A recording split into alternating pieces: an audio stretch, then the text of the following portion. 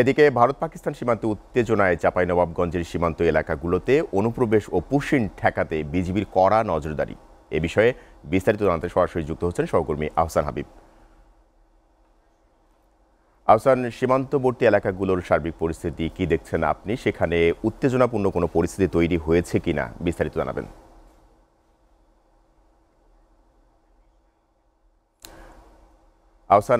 আহসান, আপনি নিশ্চয়ই আমাকে শুনতে পাচ্ছেন?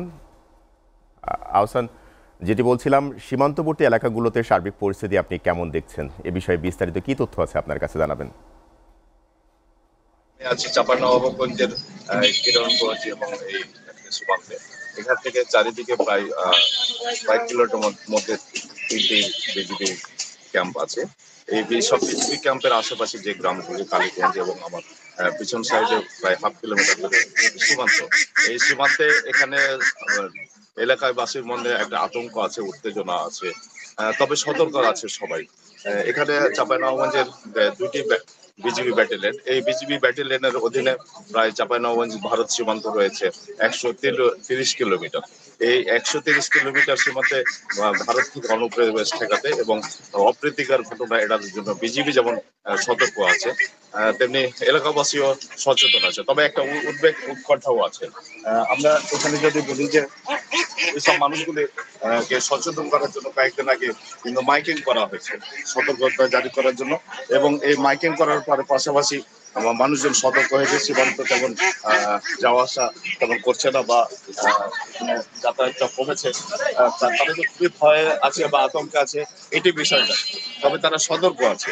এখানে অনুপ্রবেশ থাকার জন্য এখানে এই সীমান্তেই গত জানুয়ারি মাসে ভারতের সাথে যে অপ্রীতিকর ঘটনা ঘটেছিল, সেখানে বাংলাদেশের এলাকাবাসী প্রত্যেক করেছিল, বিজিবি সতর্কতা ছিল, এবং এইসব বিষয়গুলো মানুষের চিন্তা ভাবনায় এখন এলাকার এই সীমান্তের মানুষগুলো কি ভাবছে আপনাদের একজনের কাছে জানতে চাই। এখন সীমান্তের পরিস্থিতি বিষয়ে যদি এখন বলেন। কয়েকদিন থেকে হিন্দুত্ববাদী ভারত ও পাকিস্তানের অভ্যন্তরীণ কন্দলে যে যুদ্ধ অবস্থা ছিল বাংলাদেশেও, সেটা যেহেতু সীমান্ত এলাকায় একটা আতঙ্ক বিরাজ করছিল, কিন্তু বিজিবি এটাকে ক্লিয়ার করে দিয়েছে, এলাকায় কোনো আশঙ্কা নাই। এখানে বিজিবি টহল জোরদার করা হয়েছে, এলাকায় মাইকিং করা হয়েছে, এখন পরিস্থিতি স্বাভাবিক আছে। এর আগে কি ঘটনা এরকম ঘটেছিল কিনা? হ্যাঁ, এর আগে ঘটেছিল, এখন খুব শান্ত আছে, এখন খুব ভালো আছে। মাইকিংও করা হয়েছে। হ্যাঁ, এখন মাইকিং করা হয়েছে বিজেপির তরফ থেকে। সোহেলনা, আপনি শুনছিলেন এলাকাবাসীর কথা থেকে আমরা জানছিলাম পরিবেশ পরিস্থিতি নিয়ে। এখন স্বাভাবিক আছে, তবে এই স্বাভাবিকতাকে নিয়ে মানুষ যে অস্বাভাবিক অপ্রীতিকর ঘটনা ঘটবে এটিও বলা যাচ্ছে না। এই সংকটে কিন্তু আছে।